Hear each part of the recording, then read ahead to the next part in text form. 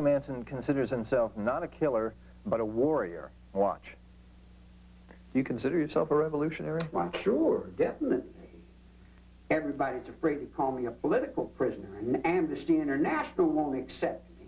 When you're going to war, you're not going in to spank somebody on the wrist like Korea. You're going into the last man, woman, and child.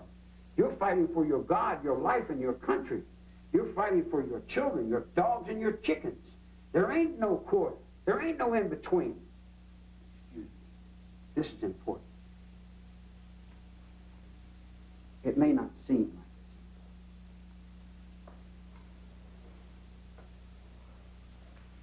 but it'll communicate thought to you later. In order for you to stop crime, you've got to realize that crime is a war, and you're not going to win this war by fighting yourself. I'm still not sure what Charles Manson meant by that, but we'll be back after this.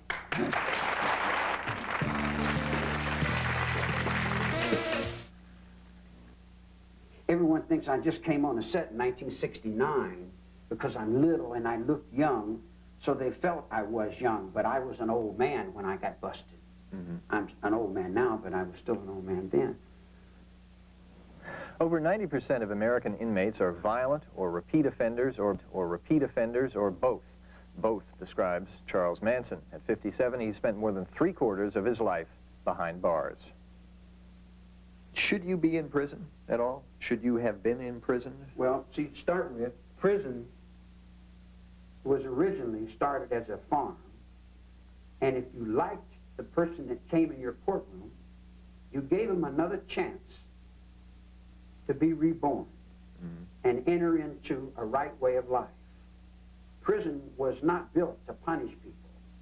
It was built to help people. That's why they're called peace officers. But sadistic ding-dongs got in there and wanted to make it into be the shadows of what they thought. And the incompetent and the inadequate need to punish someone so they feel better. So it's like in reform school, they used to lay me down and beat me with leather straps till I couldn't walk. And I used to think, what did I do wrong? And for years I would think that I was wrong, that I did something wrong, and then I seen it wasn't that I did anything wrong. They beat me so they show the next kids now what not to do. So, you know, in other words, like, prison is the mind. Most of the people that work in the prison are more in prison than the people they've got in prison. Let me ask you about your life now in prison. What is it like here for you? You've been in a lot of prisons. Is this better, worse, the same as all the rest? I told you in L.A. I've been dead for years. I'm dead in everything you people think. You know, in Petersburg in 1952, I spent a year in the hole because I wouldn't say yes, sir, to somebody that gave me no respect. I gave them no respect. I kicked everybody out of the kitchen, and I whipped the lieutenant, and I hit the captain in the head with a bucket. And they said that this is no little kid, that this is the devil. And they sent me to the penitentiary at 17 years old. If you hadn't grown up institutionalized, as you said, since you were 10 years old, what do you think would be different now for you? Well, I haven't grown up, Okay. and I don't think I ever will. All right. Well, if you hadn't spent all that time in prison from the age of 10 on, how do you think it would be different for you? I probably did. Yeah? Yeah, prison has saved me a lot of times. How Prison's so? not a bad place. Prison's like a monastery. You come and get your stuff together, you straighten out your hand, you get another chance to start all over and get it right. Do you think people get rehabilitated in prison? Sure, I know this. How does that happen? You have to do it inside yourself. You have to figure it out what's wrong with you. Yeah. But do you need a prison to do that? A prison helps. A prison helps. Like a lot of times, let me give you this, like veterans raised me. The men that were in the Second World War were my cottage supervisors when I was a kid. They taught me how to play handball. They taught me how to box. They taught me how to be honest with myself. They taught me a whole lot of things that are really pretty good. I fought against them for years, and I didn't really understand until I conquered myself, but they told me that the only guy I'm fighting is me. And I'm my own worst enemy. And when I get that straightened out, then I can touch somebody else. But in order to do that, sometimes you got to go through hard knocks and you got to go through the hard part. The hard part. In other words, how are you going to go to heaven unless you danced in hell? I mean, how are you going to know it? Well, come up for mayor after that. Jerry and Frank, Manson's been institutionalized most of his life. If he's such a monster, how come nobody noticed while he was still locked up? I'll leave that to Frank. He runs these places. Well, you're asking for a crystal ball. I wish we could project whether someone who comes to us at that young age, now in California Youth Authority, we don't get them that young, but if we were to get them that young, to be able to project what they're going to be down the road is virtually impossible. So you're saying even in the case of somebody like him, who most people consider to be, you know, fairly monstrous. Sure, there are some signs. Let me give an example. If you look at just the profile of the kids that do end up in the Youth Authority, there's certainly some implications. 85% have drug and alcohol problems. 2/3 have been involved in gangs. 49% have committed violent acts. By violent acts, I'm talking about murder, robbery, sex offenses. Yeah. So yeah, there's but some that doesn't make, even that doesn't make you a Richard Ramirez or a Ted Bundy or somebody like that. I mean, that's, or a Charlie Manson. And the majority of people in the youth facilities are not there for violence nationally. And certainly he wasn't there for violence. He ran away from home. He was sent to the Plainfield Boys School. Was 13. He was raped shortly after he was admitted there, apparently by people who were being supervised by the same World War II vets he talks about, or Korean War vets, or whatever they were. But he's a product of the system. Charlie Manson is a cum laude graduate. He just learned all his lessons extremely well, and he should be given a certificate to hang on his wall. He is a logical product, what we produce in these little crime schools we call training schools, and what we produce in prison. There's no rehabilitation in it, and to suggest there is nonsense. Cough drops from the cough experts. You're not bullshitting us. We see you. You want us to abide by rules and regulations, but who's making you abide by the rules and regulations?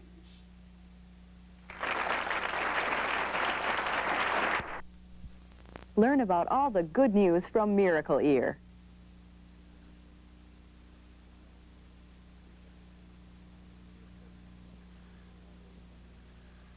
Mary and I were in jail the night of the murders, and we picked up the paper, and Mary says, "Right on." And I said, "Wow, I guess they did it." During Charles Manson's trial, Sandra Good waited loyally outside the court with her friend Lynette Squeaky Fromm. After Lynette Fromm was arrested for attempting to shoot President Gerald Ford, Sandra was sentenced to 10 years in prison for writing threatening letters to executives she felt were ruining the environment. Having served her sentence and time on parole, Sandra Good is in California. She stays in touch with Charles Manson, but she is not allowed to see him. Thank you for coming on the show. Appreciate it. Sandra, one question right off the top. What was and is so compelling to you about Charles Manson? He tells the truth. He's alive. Well, we're all alive. No. He's lively. He's animated. He is not looking up to anyone for approval. He's not trying to be anything. He's not for money. He's a natural man, and he knows that the most important thing is the quality of our air, our water, our land, and the fact that we have wildlife and we have something to leave the children. This is our premise. And that's what drew you to him in the first place? Well, what drew me to him was that he was very natural and he was very alive, and he played wonderful music, very enthralling music. And he was very truthful. You could count on him. Okay. If he said he'd be somewhere, he'd be there. He didn't lie. Okay, let's see how Charles Manson describes himself and the way others see him. It depends on if you want to keep it on a smooth, go easy level, or we raise the conscious levels to insanity, because I have the keys to the mind. They have the keys to the doors. That's why they keep me all locked up like this. But let me explain why I'm in handcuffs. Geraldo called a psychologist who had 4 years of some kind of schooling in his mind, and he said he knew all about Manson. He had met me. I've never seen a guy in my life. And he said that I was using my hands to make Satan signals to homeboys, if that makes any sense. The music I play is powerful, and it's frightening. And it's almost what someone would call demonish and devilish. It's almost as druids would be on the altar of. And I have a certain following that are committed to the world and the earth balance of what we call atwa, the air, the water, the trees, and the animals.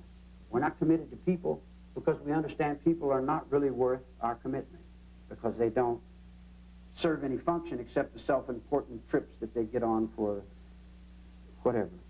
Let me ask you, you're for parole in February, I believe it is. You expect to get out? If I got out, what would these people do? They wouldn't have any minds. Would you like to get out of prison? I'd like to get out of handcuffs. Yeah. In other words, like, I can't buy no illusion or no carrot on the nose. In other words, you do what I say and I might do this. And then I do what you say and you never pay me.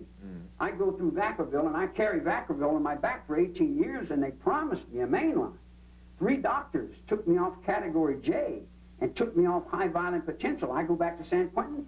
They need me for high violence so they can sell this thing to the public that they're selling to the public so they can have more income taxes, build more prisons, and convict the public in their eyes as if they're doing the right thing and protecting the public and doing good, but they're creating more crime.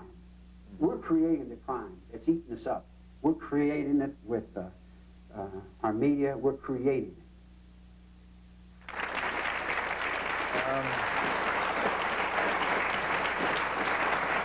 Sandra, do you understand that most people consider him monstrous in part because he's shown no sympathy or remorse regarding the victims of the Tate LaBianca murders? I know at one time he said, they asked about remorse for the murders. And he said, what murders? The people that died in Vietnam? The people that are dying in the Amazon rainforest right now? To me, that's not an honest answer. Because he knew very well what murders were being discussed. He didn't kill anybody.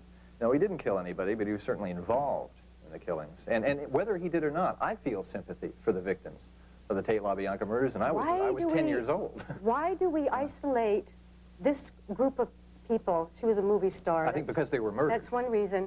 When every day, the potential for life on this planet is being murdered every day. But you can't excuse one crime by saying there's another crime happening over here. He talks about in fact, you played part of it, but you cut it off. You can't take him out of context. It's very important to let his whole We had an hour and a half of tape. I know, but it's when you cut it, you lose the thought. You cut him when he said, you're not going to fight, win this war by fighting yourself. You cut it there. He said, because you're at war with your children. That's something that I think people crime, and he explains this, the crime is a reflection of the top of society. When your presidents are lying, when your CIA is murdering around the world, when you have death murder squads, somebody else to highlight that? Society, the lower levels of society will always reflect the kingdom. If your parents and your president on up are lying and murdering and polluting and destroying every day, and this is fact, this is well known, what do you expect the kids coming up? I don't expect them to murder anybody. All right. Why were Sharon Tate, Nino LaBianca, and the others murdered, do you suppose? There are many levels to that, and I can say... Is there a simple reason? There are a number of reasons. One, he explained to you specifically, it was to get a brother out of jail. Did it work? Did he get out of jail? The motive was to get a brother out of jail. That is one reason. Another reason is we, not Manson, because as he said to you, I'm dead in that thought. He was not of our generation. We were a generation of the 60s. We wanted to stop the war in Vietnam. We wanted to change the system. We seen that it was going for money at the expense of the well-being of the overall situation, the well-being of the ecology. Okay, we went to war. Now, he's talking about war, you calling crime, we called it war. We were at war. And I say we, I refer to Pat Krenwinkel, Leslie Van Houten. I understand that. hurrying up here. We're We at have to go to war. a commercial We're at again. war with I the understand that, system. but I don't understand why you would kill Sharon Tate and other people who are clearly not at war with you. It can be explained. It could be explained, believe me. I've yet to hear an explanation, I have to admit. We have to take a break now. We'll be back.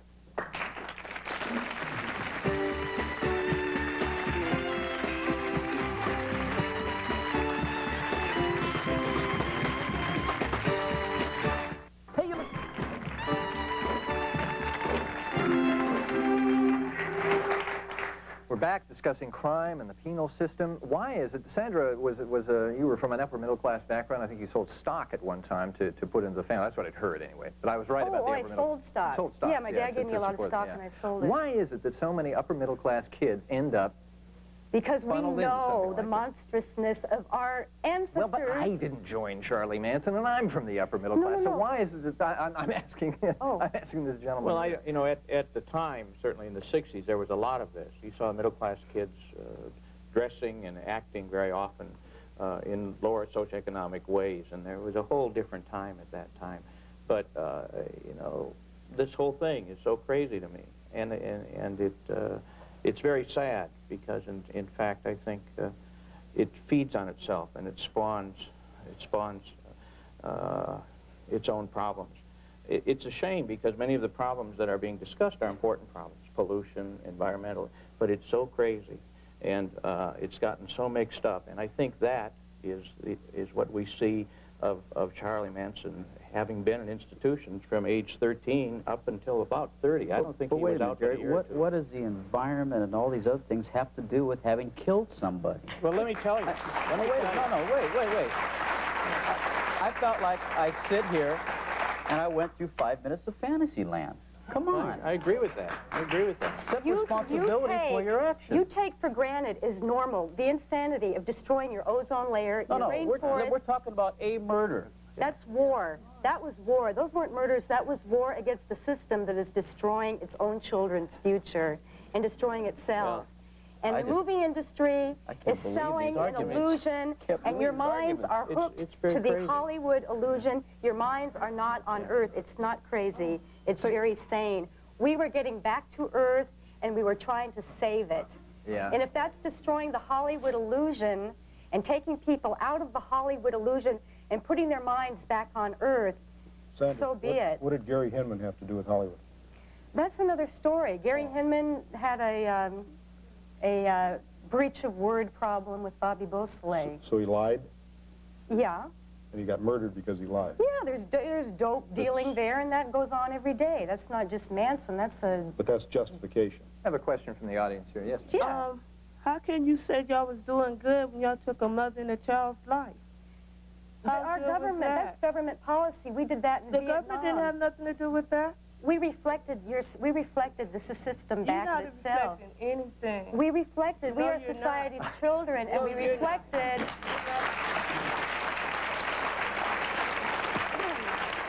Sandra, I don't mean to pick on you or anything here, but you got to understand that killing a woman and tearing the baby from her uterus does not strike many as That baby was not torn. The baby was not touched. If you look at the coroner's report... you know what I'm saying, Sandra. No, I'm saying the baby was taken from the mother, right? It was not. Oh, yes, it was. Sandra, come on. Look at the coroner's report. And that's not the way to deal with environmentalism. Look at the coroner's report. Ron, look at the coroner's report. The baby was not touched.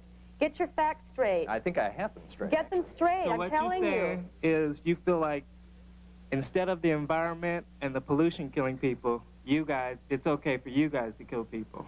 We were society's children, right? Not mine. That's not my question. My question is, instead of the environment killing people, it's okay for you guys to kill people first, before the environment does it. I think we're talking about personal responsibility here. And do you have any when you do something awful like that? Is Tex Watson responsible for what he did, or is it society's fault? He's a definite reflection of society. I don't care if he's a reflection of society. Is he responsible for his actions? I think we're all responsible for our actions. However, he was definitely a product of society. Well, so are we all, but so far I haven't killed anybody, and God help me, I hope I don't. Your government does it for you, Ron. Yes, I have a Nobody's straight killing question. anybody for me. Charles Manson and yourself, you have a swastika. Are you associated with a Nazi group? Are you for a white supremacy to kill at the blacks, the Jews, the Hispanic, or what? This is a very serious matter, and you had no reason to kill an innocent woman like Sharon Tate. It's nothing to do with Hollywood. Thank you.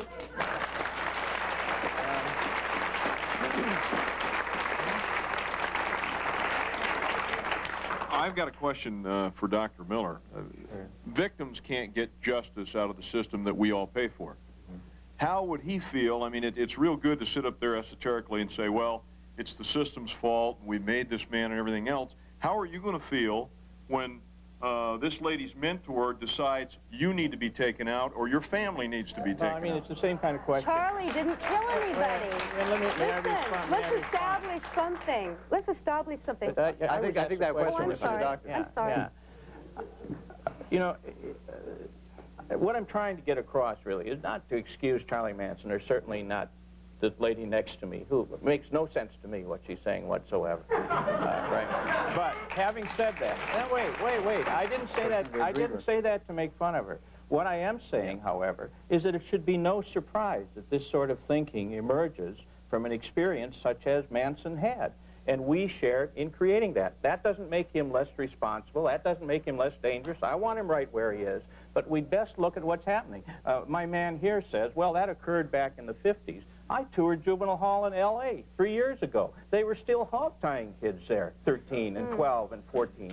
And look in your average detention center. Look at all the Afro-American and Hispanic kids that are being stuffed in juvenile hall here in L.A. It's a scandal. It ought to be closed. And when I ran the system in Massachusetts, I closed all these damn places. What the hell do you do with the offenders if you close the prison? You treat them with, first off, I'm not talking about, wait a minute, I'm talking about kids primarily at this point, and that's what created Manson. He was a kid in this system. He was raped as a 13-year-old. That has some meaning. If your 13-year-old was raped, it would have some meaning. Now, I'm not suggesting we excuse him. I'm just suggesting you work that into your thinking of how we create these monsters. Because, in fact, we do share in setting up conditions out of which they arise. Look at Gary Gilmore, sent to McLaren School in Oregon, where they're strapped to iron beds. He himself, his brother said that's what created him. Sent there for breaking a window in junior high. Manson sent away for running away. We're not talking at that point about violent, heinous offenders. I got to cut you off here. We got to take a break. We'll be back.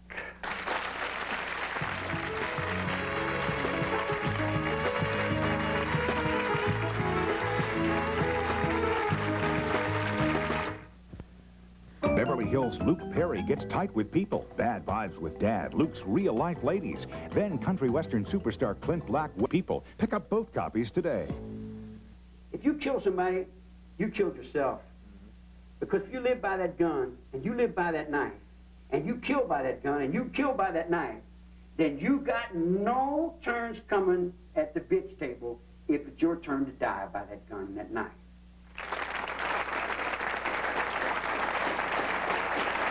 Once again, my guests are from the California Youth Correctional System, Frank Alarcon, prison reformer, Dr. Jerry Miller, a former member of the Manson family, Sandra Good, defense attorney Richard Racehorse Haynes, and from the L.A. Sheriff's Department, Sergeant Frank Salerno.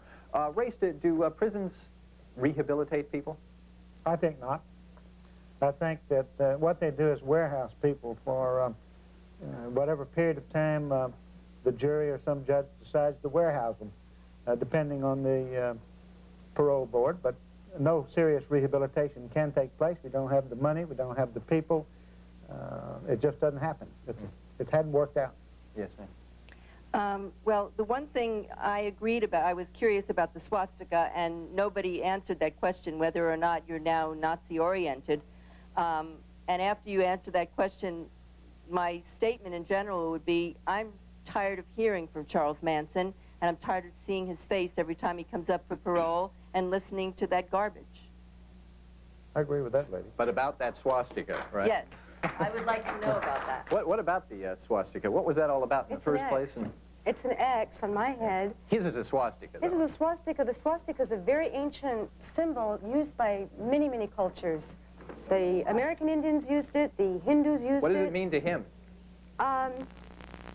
Look up the ancient meanings of the different cultures, that's and that's what it means to him. What does the cross mean? It's a universal. Pardon me? What does the cross mean on your The forehead? X is I'm X'd out of the system thought, and I'm in a new thought for life on Earth. Okay. With a lot of the punishments being Not traumatic Hollywood realities. and sociopathic behavior being encouraged in society, at least to a large degree, why is anybody surprised in the increase in the extreme sociopathic behavior, such as over-rationalization like we're seeing here, or mass murders, or anything? It's our fault by making it so that being a sociopath or acting like one is rewarded. Is it our fault, Sergeant? Our fault? Yeah, is it our I don't think fault? it's my fault. I don't think it's their fault out there. I think what we're doing is we've heard two different explanations trying to explain why we're responsible for Charlie Manson. We've heard Mrs. Good's and we've heard Dr. Miller's. And somewhere, all of us here, I guess, have to take responsibility based on what they're trying to tell us. Yes, ma'am. I'm a victim. My daughter was murdered by a college prep student who had everything going for him, Dr. Miller, when you're trying to say about society. When are we going to stop making excuses and accept the responsibility? They should be responsible. What about us victims? We have been destroyed, forgotten, and I'm not as fortunate to keep Manson in jail all for the rest of life. Mine's coming out, and we don't have truth in sentencing. The system isn't for us, it's for the criminals. What do you think of that? Well, I don't know the situation or the lady's personal tragedy. Clearly, there are some people who kill who are not sick, who are pretty venal and what have you. I don't know the situation. I have worked with a lot of murderers. I know a lot of people that have killed. And as I say, in my experience, they don't fall out of the sky. And I'm not making excuses for them. I'm just suggesting we look at what produces them. I would much rather have people like this to study over the years and find out where they came from. What is it? I don't think many people in this room could go up and cold-bloodedly kill someone. What is it that some people can? Where do they come from? And usually it's part... We're releasing them No, we're not releasing them. That makes for a good line for applause, but in fact, people on murder aren't released that easily. No, they aren't. And they're locked up longer in this country than anywhere in the Western world. We've got the death penalty going now in most states. It had no effect other than make matters worse. I'm going through it. Yeah. Mine's been fighting to get out, only serving 6 years, and he committed murder. Well, I don't know the situation. It'd be very unusual for someone to get out in 6 years on a murder, first-degree murder. It'd be very unusual, but I don't know your situation. Race, let me ask you, this is a little off the subject, but do rich people and poor people fare equally well or poorly in the criminal justice system? Absolutely not. Can you explain that to us a little bit? That is one I think even Miss Good could explain, and she will never get a job at NASA working on the rockets. But rich people can't afford to buy something other than mediocrity in terms of talent to represent them in the court. Sometimes the extreme indigent people can get competent people appointed for them, but that's rather rare. And the middle American doesn't have the after-tax dollars really to afford top-notch illegal talent in a criminal case. So it's a stacked deck, really, as to everybody except the richest American, despite everybody's best efforts to make it the best system we know. It doesn't always work because it's handled by people. Any thought as to what we can do about that? Well, we are doing a lot of things. One, there's a concern, there's an awareness. Other than the fact that I personally think that it's painful for the friends and family of Tate Bianca, those victims of this horrible episode that we're talking about here this evening. I think it does some good in terms of public awareness. I like to see it, like that lady said, put to rest, because I think it keeps dredging up the pain and the agony. But if it creates some public awareness, if we can get people like Dr. Miller, and we can get Frank, and we can get the sergeant here to bring together for the people to take some shots at, maybe we can get some answers that will help somehow. Okay, yes, sir. Yeah, my question. Home video version of Get Off. Bana. Whoa.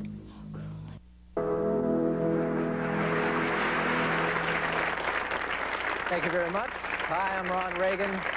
Welcome to the second of our 2 shows on criminal justice in America. Almost 1 million people are in prison, including Charles Manson.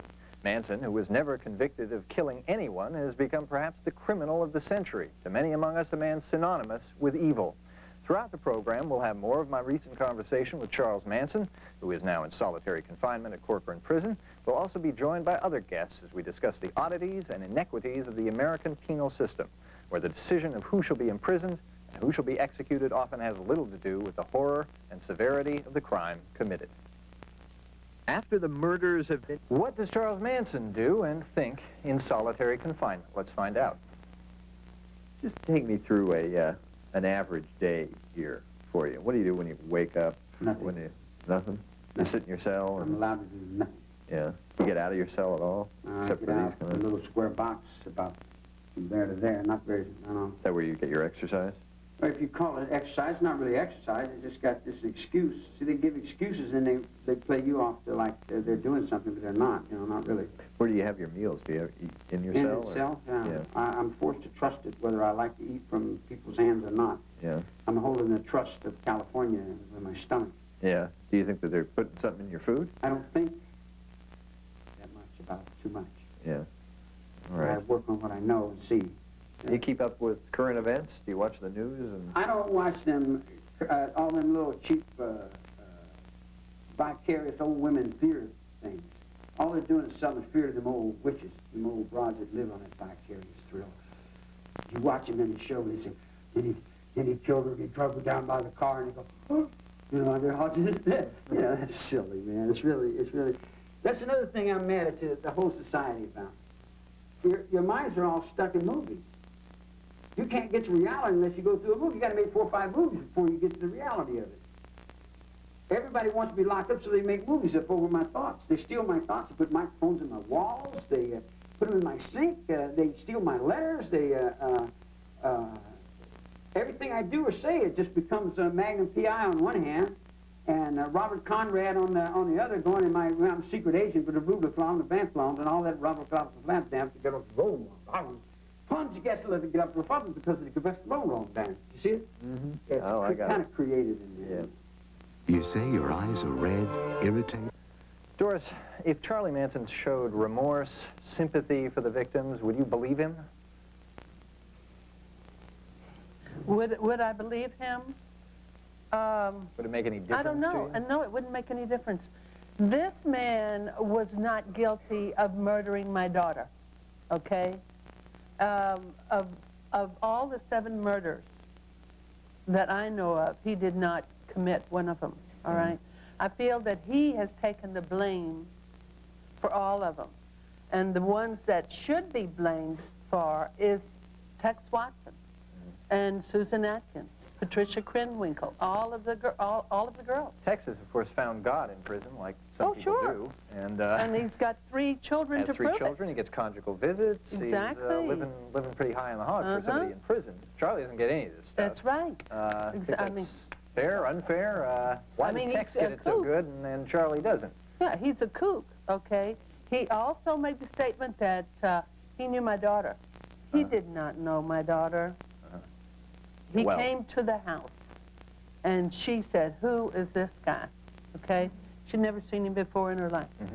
Stephen, maybe you can help us a little with the sociopathic personality. And when we're watching this tape, and it's a little hard to follow Charles, if you know what I mean. Can you explain what might go through somebody like that's head?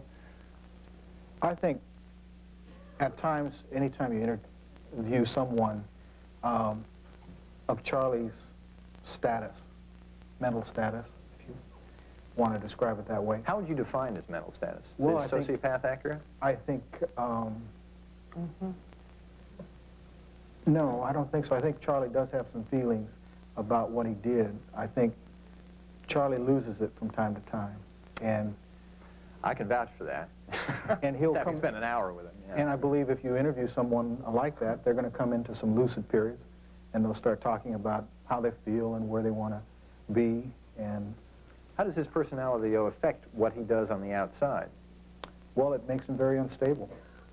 It's someone that, obviously, if Charlie were ever to get out on parole, that we would have to deal with as someone who's extremely unstable. We'd have to watch him. We'd have to possibly get medication to him. We'd certainly want him to attend some sort of therapy and psychiatric counseling. Yeah. Comfortable with him ever getting out on parole? That's really not for me to say. Okay. Randall, you run into a lot of people like Charlie in prison? In and out. To rediscover American values. Who ought to be in jail? We're all in jail. Everybody's in But who ought to be in prison? We're all in prison, guys.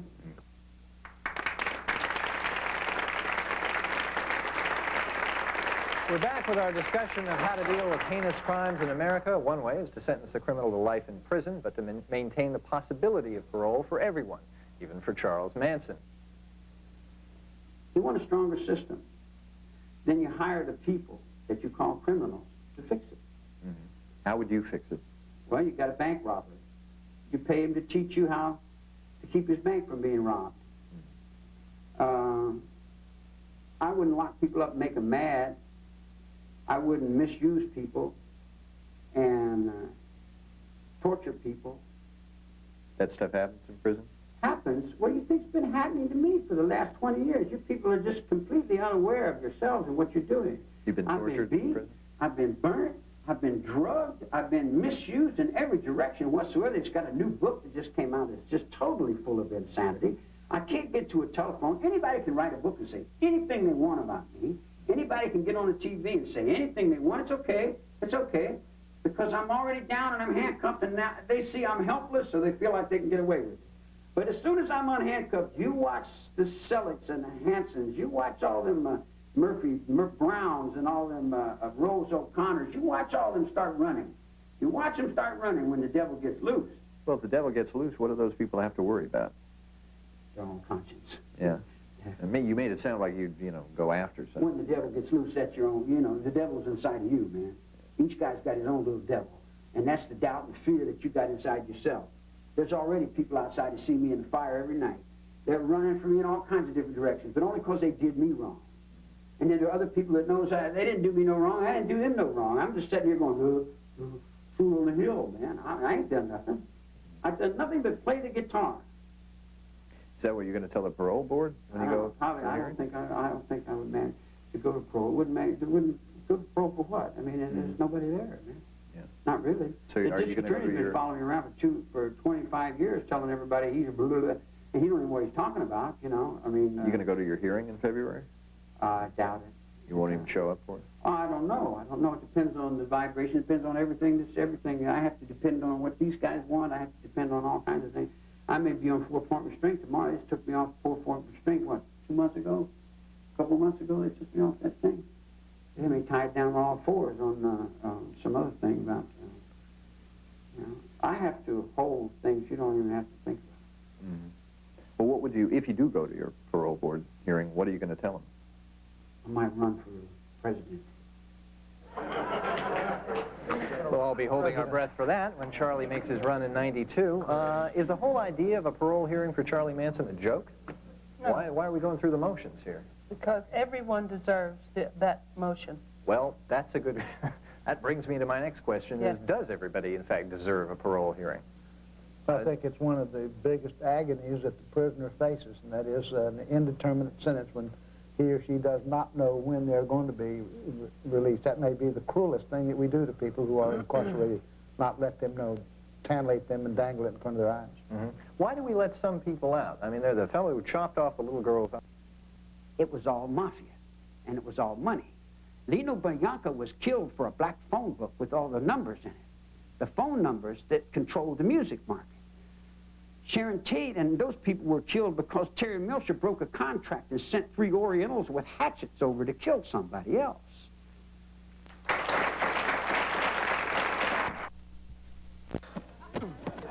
That's quite a package. Fresh mint from Trident. They really don't know what they're doing. They really don't understand what they're doing. I flash on Christ hanging on the cross. And he looks down at him and he says, man, these people ain't got no idea what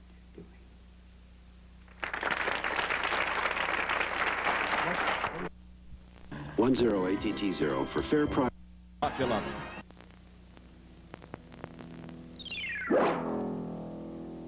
Hello, everyone. I'm Ari Povich, and welcome to this special edition of A Current Affair. The Sharon Tate murders. On August 9th, 1969, flower power wilted. The peace and love generation of the 60s got blood on its hands in a big way. Sharon Tate was a star in Hollywood in the late 60s. She was married to producer-director Roman Polanski. They were to have a son already named Paul Richard Polanski. It was never meant to be. 4 members of a sick group called the Manson family invaded the Tate Polanski household and slaughtered Sharon, her unborn son, and 4 other human beings. The massacre gave Hollywood a cruel, nervous breakdown. In all, the Manson family boasted of 35 murders, and Frank Sinatra, Liz Taylor, and Steve McQueen would be on a Manson murder list. Manson and his family have applied for parole. Doris Tate, Sharon's mother, has launched a campaign to make sure this never happens. She has to cope with a bitter irony. Charles Watson, a leader of Manson's brutal brigade, the man who robbed Sharon and her child of life, has fathered 2 children while in jail. And Susan Atkins, the woman who actually killed Sharon, has had the bizarre comfort of a sex life while in prison. They are treated and housed better, okay, than our elderly. And they have sex on top of it. And they have sex on top of it. And yes, exactly. You know? There is one person who can tell the world about what happened that night. Her name is Linda Kasabian. She was with that killer crew for 19 years. She has remained silent after giving evidence that locked up the Manson family. This week, our news team of Steve Schwartz, Charles Lockman, and Steve Dunleavy pried open a part of history. Linda Kasabian talks tonight for the first time in 19 years. We'll be back after this with the story of the night. Sharon Tate and 4 others died.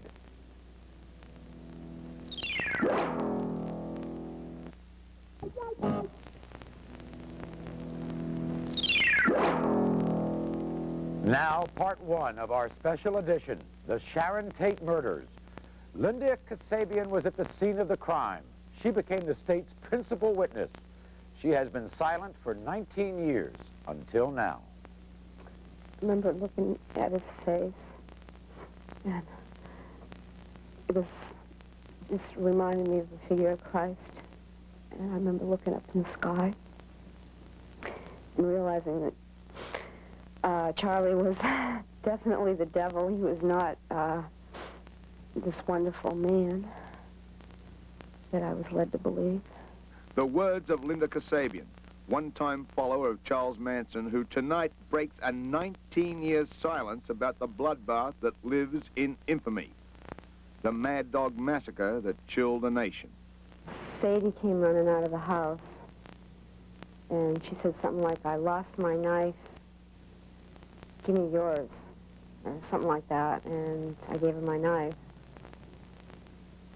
And next thing I know, a man comes stumbling out of the house, covered in blood, and falls down, and Tex starts stabbing him.